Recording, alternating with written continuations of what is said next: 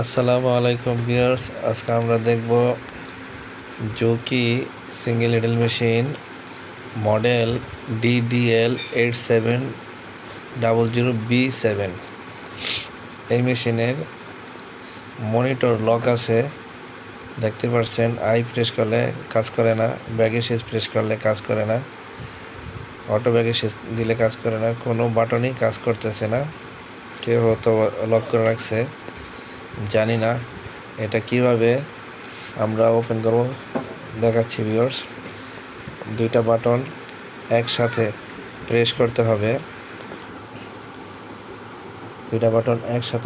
হবে, তারপর সুইচ দিতে হবে, তারপরে LOF লেখা আছে। তারপর দেখেন ভিউয়ার্স, ব্যাগের সুইচ চলে আসছে। দেখেন ব্যাগের সুইচ আই প্রেস করলে এখন বাটনে কাজ করতেছে, ডাবল ব্যাগের সুইচ কাজ করতেছে। এখন সব বাটনই কাজ করতেছে। এখন দেখাচ্ছি ভিউয়ার্স কীভাবে এগেন লক করবেন। কে এখন লেখা আসছে। এখন ভিউয়ার্স দেখতে পাচ্ছেন লক হয়ে গেছে। দেখেন এন্টার প্রেস করলেও কাজ করে না, কোনো বাটনই কাজ করে না।